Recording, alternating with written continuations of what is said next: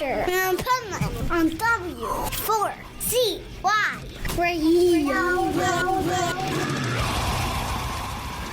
Welcome to Rockville. North America's largest rock festival is finally here. This is the Pipeman here on the Adventures of Pipeman, W4CY Radio, and I'm here with Art Alexakis from the band Everclear. Nice. Here at Welcome to Rockville. I like how I said that, all like fancy and perfect and just. It reminds me of when you had your radio show on Sirius XM. Yeah, I know.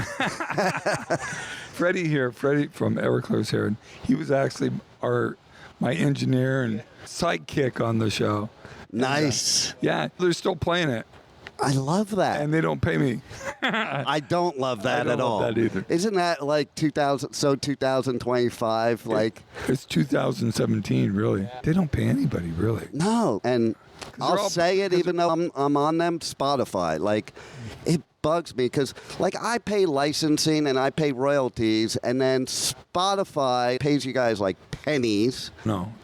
And they can afford it more than me. Fractions of pennies on the dollar. And they can afford it way more than I can. And I'm spending thousands while they're giving you not even enough to buy a cup of coffee. Yeah. No, I could tell you, but I won't do it on mic, but I'll tell you later. But I have a story about that. Oh. Cool jacket. Check it out. So this is my battle vest from the 80s. Nice. Okay. And so I got to say, too, we were talking right before the interview about the long hair thing. So I was a metalhead that loved punk. And, you know, in the day, you were long hair. You couldn't go to a punk show. There are. Yeah. You couldn't go to either or. And here's a funny story. Posers on Melrose. Yeah. So I wanted to get my spikes there, you know. So I took 3 of my punk friends that were friends with the owners. Figured I'll be okay. We walk in. We're not even there 30 seconds. My bro comes up to me. He's, we got to leave. I'm like, why? And he goes, we'll talk about it outside. We need to leave now. Did you have long hair? Yes.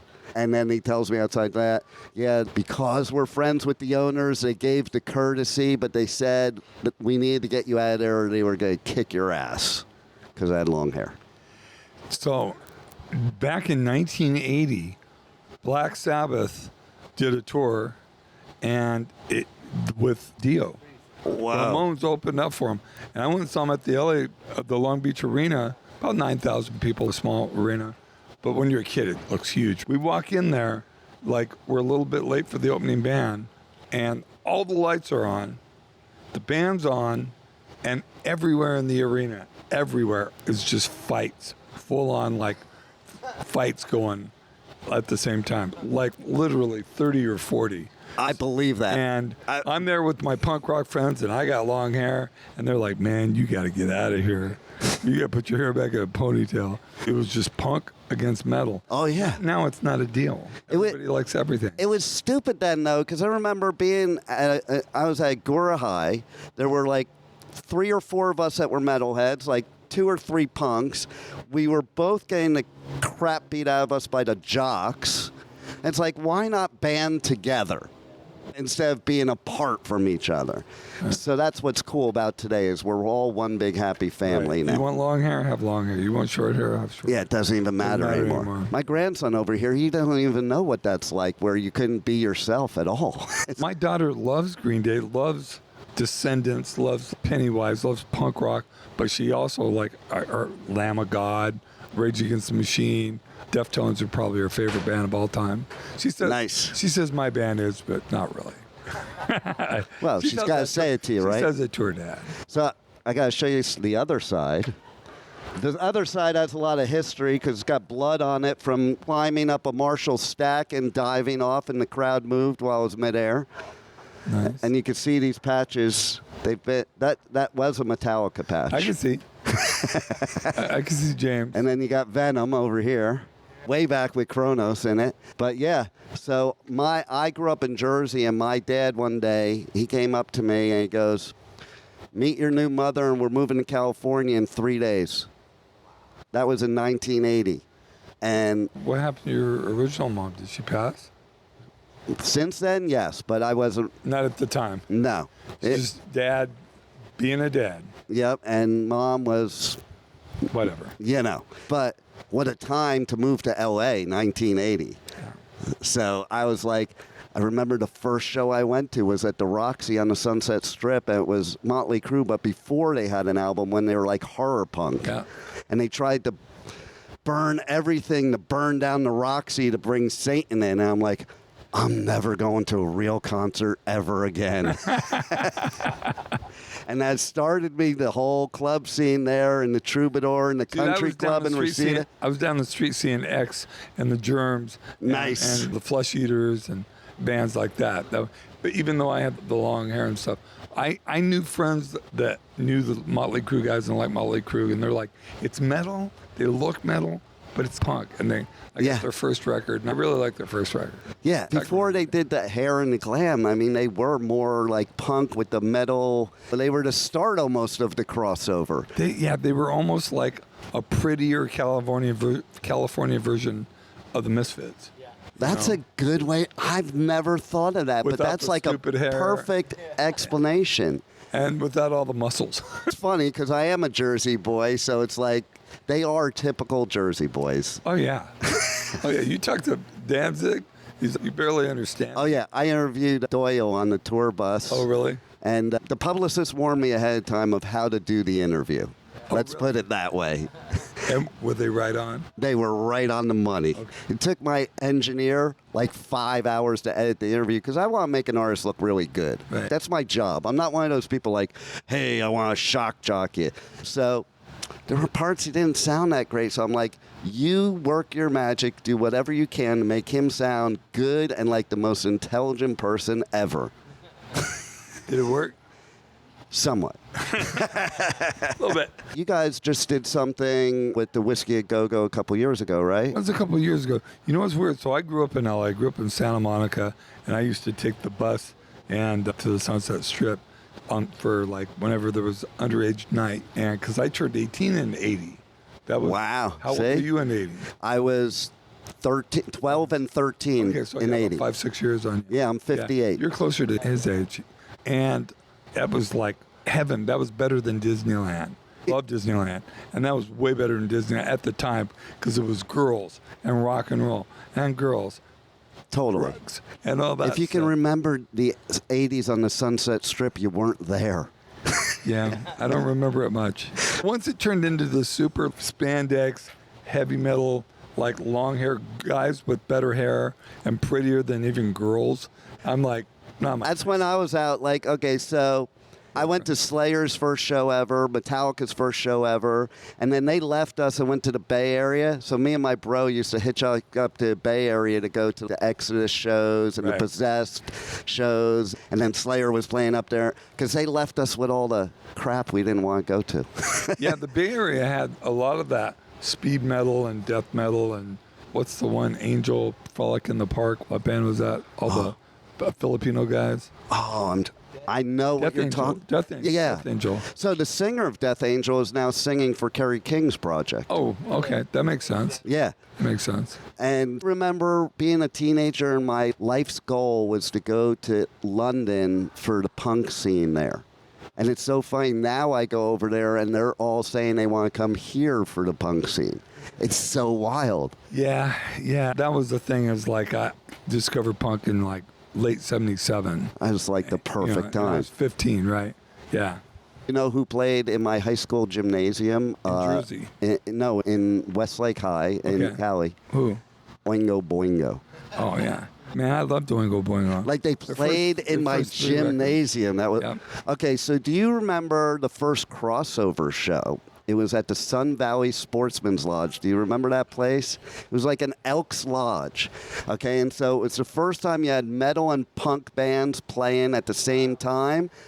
There was no security. It's epic. COC played Pre-Pepper when they were hardcore punk. Right. Savage Grace played. The Descendants played. Suicidal when they were still punk. They weren't crossover yet. Possessed and Dark Angel. So what was this, 83, 82? I think that one was like 85 or 84, something like that. Really? Yeah, I think it was January 85 because I just interviewed Gene Hoglan the other day, and he said, yeah, that was January 85. And I remember I was talking to COC once. I'm like, you guys probably don't remember this. It was two separate interviews, one with Mike and one with Woody. you probably don't remember this, but this is the most epic show of my life. And he goes, yeah, it was like an Elks Lodge, right? They were like, yeah, that was the most epic. Because like what you were describing before, there was no security, so it was just mayhem. There was no safe place to hide. Like some gigs you can go and there's a place to hide from all the mayhem. Okay. No. There were people diving off the rafters, fights breaking out. Like it was like insane. But that's probably like 1,000 people, right? Yeah, something like that. This was 9,000. Wow. Imagine that. And there was security, but they were getting beat up. Yeah. The security go to try to break it up, and then the punks and the metal guys would turn on them and both beat them up and get rid of them, and then they turn around. It was vicious, man. There was blood everywhere. Wow. It was awesome. So, I love it. And we were talking about before the interview my germ shirt here, and you had a story about that. Share that. It was 1979. I had long hair, but I had an X t-shirt on. And I was at a record store in Santa Monica. I was in there looking at stuff, and all of a sudden, this guy yells at me, goes, take off that fucking shirt. You don't get to wear that fucking shirt, hippie. And I turn around, and it's Darby Crash. Yeah. And I had just seen them at, so this must have been 1980. I had just seen them at, I don't know, somewhere on the strip, probably Whiskey. Yeah. And I'm like, no. I go, just back off. And then we started yelling, and he started yelling at me, and I'm trying to be cool. Look, I like your band. Fuck you, you don't get to listen to my band. I go, why? Because I got long hair? I go, I'm not a hippie, motherfucker. Fuck you. And that is what they called you, too, a hippie. Like, I remember that. I go, and don't fucking lie. I forget what his real first name was, but I called him that. I go, and don't lie, Clarence. You had long hair, and you were listening to fucking metal like 3 years ago. So just fuck you, right? Basically. Oh, yeah, by the way, fuck you. And they had to pull us apart. I'm not taking his shit. I love it. And Pat Smear's like in the background. Pat says, I've asked him, he doesn't remember that. All these stories, is that what led you to be who you are today?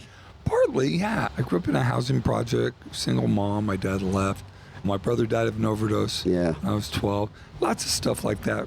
Beaten and raped when I was 8. Just like really bad things happened. So anger and me go way back. And when I heard Black Sabbath and Zeppelin and bands like that, that was my thing, right? Yeah. And then punk rock happened, and I was like, I still like Rush. I still love Rush and all those bands, but I love punk at the same time. And at the time, you're old enough to remember, you couldn't like both. No. You couldn't. It was hard to find I friends just that saw liked some both. of my favorite punk bands in the past few years But how many that I friends can never. did you have felt like you? Oh, most of them too. See, like I had because we were thrash metal heads, so most of them were like, we all like punk, and we were trying to create that crossover. I was 6 years ahead of you. It was just people were not having it. Yeah, they wouldn't talk about it. The first movie, the original Decline of Western Civilization. Yes, you can barely see me at the X show with my hair. That's so cool. And it's like a second. There I am. I refuse to cow down or cut my hair. In hindsight, I wish I had cut my hair. I would have had a much better girlfriend. Right. Life would have been a lot easier because I liked those people because they were into punk. Some of them were kind of into metal too, but they didn't dress like it. You know, there was always crossovers. Yeah. But there'd be metal You had guys to hide it. that liked punk rock, but they wouldn't say anything. They'd be like, cool shirt. Yeah, I just saw Discharge, Exploited, GBH, and stuff like that in the last 10 years for the first time that I loved back then, but I couldn't go to their shows. No, I know. And they're basically metal bands, but faster. Exactly. Look, COC, Corrosion of Conformity. We're a full-on hardcore band. Totally. Turned into a full-on metal band. Yeah. Like overnight. DRI, another example. Yeah, same example. So, one thing I do want to say before we go is, I know you went through a lot in life. I've gone through a lot, and I think it's great. You're such a role model now, in my opinion. We're both still here. Yeah. We're still doing it. Because I was thinking about, while you were talking about your brother, and I knew about it, I was thinking about it, but my grandson, his cousin, passed away in September from ODing. And it's like... No, they don't know. Probably heroin, you know? 15. I'm sorry, brother. I'm really sorry. 15. Yeah, I lost my brother. I was 12. He was 21. And then we almost lost you many times. And here you still are, a voice. I've been defibrillated 3 times. Oh, but I love that you're here because you're a voice for the kids this age. No, I'm not.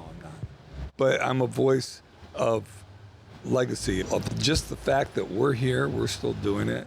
Yeah. Clean and sober. I'm clean and sober. And it's just a testament that if I can do it, I'm a loser, man. I'm not that good at anything. I'm good at writing songs and playing them.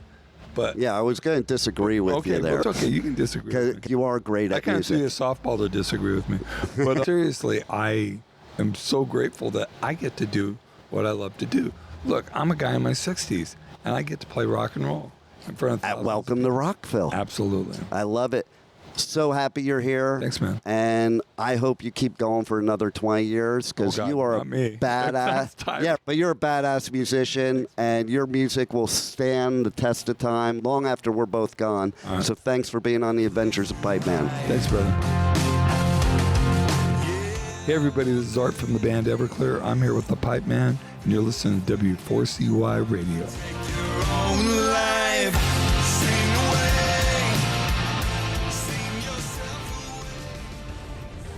Thank you for listening to the Adventures of Pipeman on W4CY Radio.